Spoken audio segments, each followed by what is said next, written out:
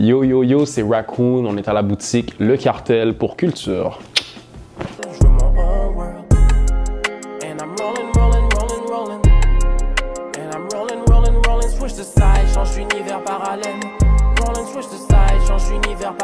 J'étais chez mon père, Rico m'a appelé en FaceTime. En plus, il m'a fait une blague là et je l'ai vraiment pas trouvé drôle. Il m'appelle et puis tu sais, il me fait la face de je suis vraiment pas content, genre. En mode j'ai fait un truc de mal là. Puis là, je lui parle, je dis ça va. Il me dit non, ça va pas là, ça va pas, ça va vraiment pas. Je suis comme yo, what's wrong? Dis-moi, qu'est-ce qui va pas? Puis là, il me dit ben Radio-Canada vient de te nommer la première révélation rap. Là, je suis comme arrête de... Ah yo, ça va, yo j'ai eu un fou. Rico, c'est quelqu'un qui est toujours en train de nous relancer, qui est en train d'amener nos idées plus loin. Donc on lui arrive avec un concept, il est capable d'essayer de challenger notre manière de voir les trucs. Fait qu'on prend des décisions parce qu'on est vraiment à distance. Lui est à Québec, on est à Montréal. Dès qu'on a une idée en tête, on lui en parle. Lui, il nous dit qu'est-ce qu'il aime un peu moins, ce qu'il aime plus. Puis on essaye de vraiment se mettre sur le même pied d'entente, d'égalité, tout ça. Fait que c'est vraiment quelqu'un qui, admettons, j'ai une idée un peu fofolle, il est capable de me ramener sur terre. Fait que c'est un peu ça son rôle. Shout out à Rico pour ça, man. Wow. Yo, tous mes gars vont slide. On se croirait à Valcartier. J'en ai, tu sais, j'ai demandé aux gens aussi, tu sais, j'ai fait, c'est chill si je fais ça, puis les gens me répondaient oui, fait que j'étais comme, j'ai quand même eu le doute, moi aussi. Ça me tentait de faire ma part en musique, je suis pas quelqu'un qui aime les grosses foules, surtout en manifestation, genre. Je sais pas, ça me rend anxieux un peu, je sais pas. Puis je me suis dit, j'ai envie de faire ma part quand même, puis là on a eu l'idée avec Antoine de un peu faire une manifestation. À la base, c'était pas supposé d'être une si grosse envergure que ça, mais là je vois que les gens ont commencé à réagir, puis on est allé au bout du truc. Tu sais, j'ai eu des backlash, il y a des gens qui ont écrit, oh, tu devrais peut-être pas faire ça, c'est un peu, comme tu as dit, récupérer le truc, genre, c'est un peu se servir du truc. Mais moi, j'étais super bien intentionné là-dedans, puis j'étais comme, écoutez, j'accepte que ce soit mal vu, le temps que le message sorte. Évidemment, quand le message est sorti, les gens n'ont fait qu'apprécier, puis partager, puis c'est venu, au contraire, supporter les troupes qui étaient allées manifester, c'est venu renforcer le message. Genre. Je pense pas qu'on s'attaque nécessairement au métier de policier en faisant des chansons comme ça. Je pense qu'on s'attaque surtout au système qui conçoit ça. Je pense pas que les policiers doivent se sentir mal d'écouter ça, mais je pense qu'ils doivent se questionner puis remettre en question leurs interventions puis comment ils travaillent. Tu sais, quand on dit fuck the police, on dit pas fuck les policiers, on fuck le système qui fait en sorte que des Noirs comme moi se sentent pas nécessairement en sécurité quand on est interpellé par la police. C'est surtout ça en fait. Je pense pas qu'ils ont à se défendre, je pense qu'ils ont à se questionner par rapport à leur vraie mission aussi, tu vois ce que je veux dire?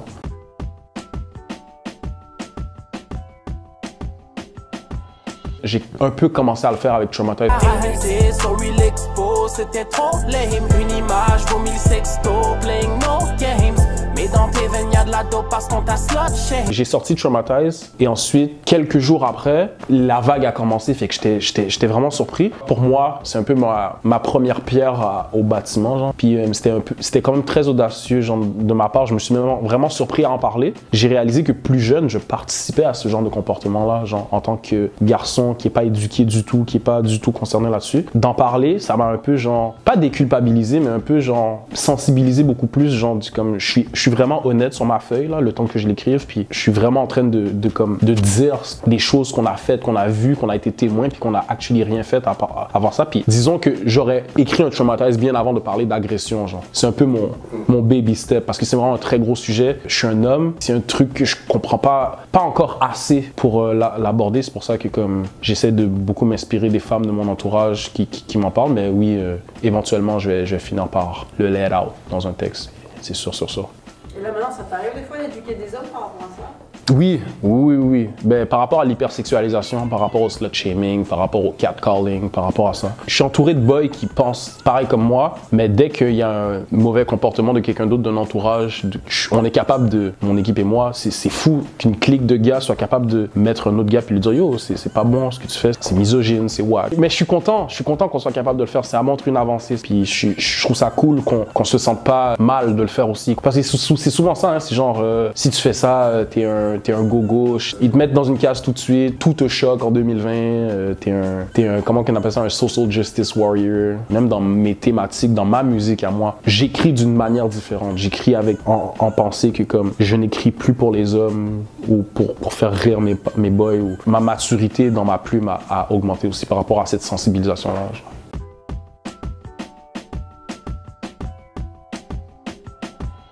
C'est marrant. Ma mère, c'est une artiste, c'est quelqu'un qui est très free spirit, qui a l'esprit vraiment très libre. Elle m'a beaucoup inspiré. J'ai beaucoup souffert de son départ. Je pense beaucoup à elle dans mon processus artistique. Je l'inclus beaucoup dans mes trucs parce qu'elle me manque terriblement. Puis j'aurais aimé ça qu'elle soit là pendant une grosse partie de ma vie. Mais ma mère est géniale, elle est incroyable. Elle est super intelligente, elle est super... Elle écrit super bien, c'est une érudite, c'est quelqu'un qui j'aime beaucoup sa manière de penser. Elle est folle et elle m'a légué sa folie. Voilà. Collaborer avec sa mère, c'est des trucs que j'aimerais vraiment faire, mais j'aimerais vraiment bien faire, puis des plus grosses envergures que qu'est-ce que je suis en train de faire en ce moment. Tu sais, on veut pas jouer les meilleures cartes tout de suite. C'est ça.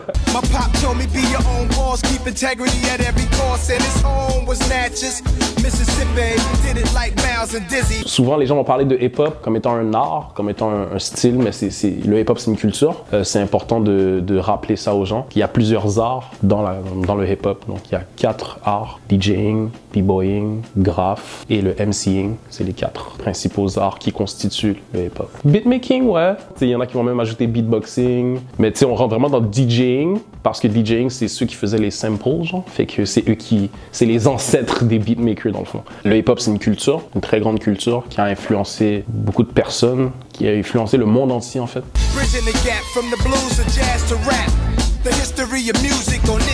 C'est la voix du bas, c'est la voix des plus pauvres, c'est la voix de ceux qui ont le plus souffert, c'est ce que je veux dire. C'est la voix, mais c'est aussi la signature, c'est aussi les mouvements, c'est les accoutrements, c'est le style, c'est le mode de vie, c'est l'histoire du bottom, de l'underground. C'est ça pour moi le hip-hop, c'est grand, c'est vaste, on pourrait en parler pendant des heures.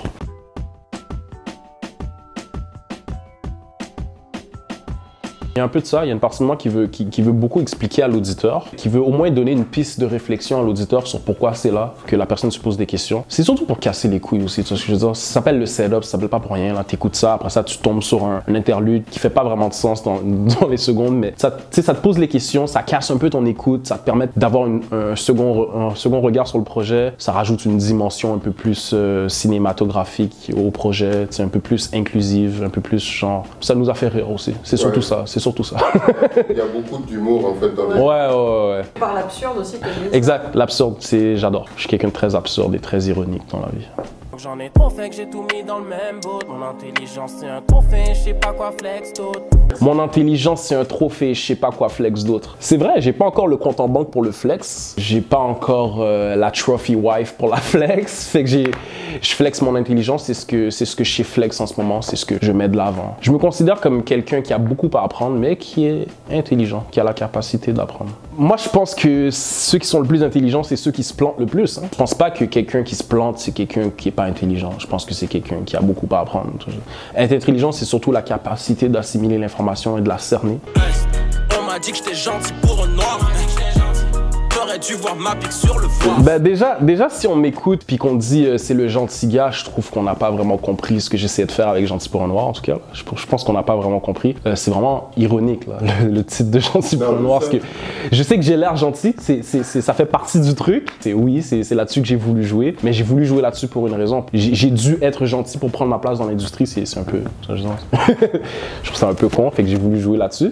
Mais non, je cherche pas à m'en détacher. Dans ma tête, je ne suis pas là du tout. On a vraiment construit l'album comme ça parce que c'était ça le concept. Si tu veux vraiment comprendre ce que Raccoon fait comme musique, tu comprends que chaque projet a son concept, chaque chanson a son univers, un peu, tu sais ce que je veux dire. Mais que moi, ma personne n'est pas nécessairement inclus dans le titre. C'est vraiment ironique, c'est vraiment un statement que je fais. Wow, les pattes de mon setup. Je peux pas croire les pattes de mon setup, les pattes de mon setup, les pattes de mon setup. Le concept du setup, c'est justement ça, c'est le concept du piège. Donc toutes les chansons parlent à peu près d'un certain piège qu'on voit, d'un certain truc qu'on voit. Tu sais, dans Oser, t'as un peu le gars qui est un peu sans attache, qui est un peu en train de piéger la femme qui s'attend à un petit peu plus de lui. Dans Traumatize, t'as l'hypersexualisation qui est un des gros pièges dans notre société. Dans Setup, t'as la chanson Setup qui raconte un peu moi qui est en train de réaliser que les codes du rap sont en train de changer, puis que l'adaptation va peut-être pas se faire aussi facilement que qu'est-ce que je pensais qu'elle allait se faire, parce que c'est un truc qui évolue très très vite, surtout au Québec, parce qu'on est jeune. Puis dans Rap Life, t'as moi qui essaye de vivre de ma Rap Life, qui est encore un gros piège, c'est plein d'obstacles, c'est beaucoup plus difficile que qu'est-ce que je pensais. Fait que c'est vraiment ça le concept du piège, c'est un gros setup, puis 2020 est vraiment whack.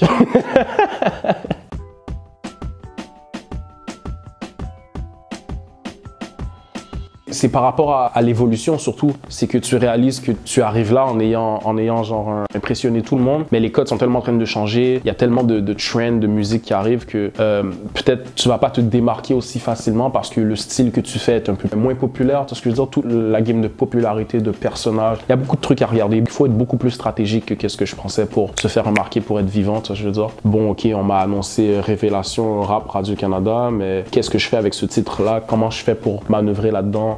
Pour vivre de ma rap live, genre, comment est-ce que je fais pour m'en sortir? Tu sais, faut que tu sortes beaucoup de musique de qualité, il faut que tu sois capable de rester relevant. Ça, c'est un des pièges, rester relevant. Quiz rap québécois. Ouf, Seigneur.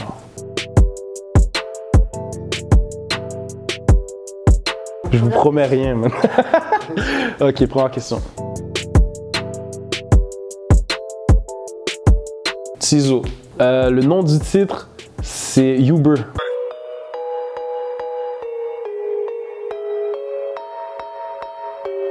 Y a pas de fiction, y a juste des faits.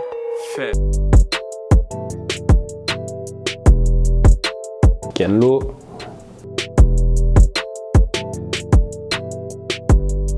Zach Zoya.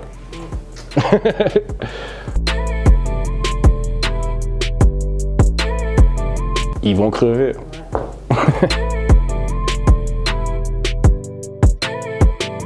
C'est quoi le dernier son de VT? Attends, Ma vie?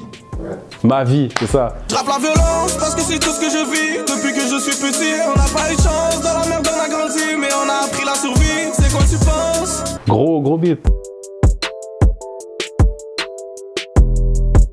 Je pense que c'est un gars qui s'appelle l'AF. Élévation société urbaine. Distinct. Élévation société distincte. Saramé. Larry Kidd. Gorillaz. Oh yes, parce qu'il va être diffusé, c'est ça? Ok, cool. Yes. Ok. Zaka et Talibé.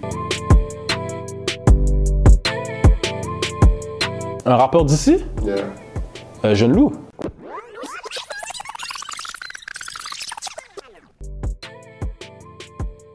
Je vous promets rien, man.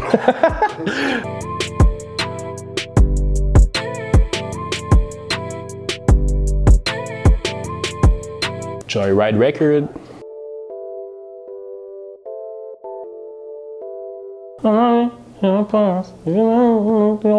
Ouais, c'est un gros beat. Et tard la nuit, j'y repense. Les poursuites suivies par les gyrophares. Pardonne-moi maman si j'ai baissé les bras, jamais j'aurais pensé finir si profond. Paranoïa, c'est ça. Ouais, j'ai oublié le nom. Merci. Merci à toi. Merci. J'agite mes bras, je veux qu'on me localise. Chante la vie d'Allo qui a fait des vocalises. Je peux enfermer mes pensées dans un bocal easy. Avant de passer de l'autre côté, je mets la totale ici. L'impression que j'en ai trop fait que j'ai tout mis dans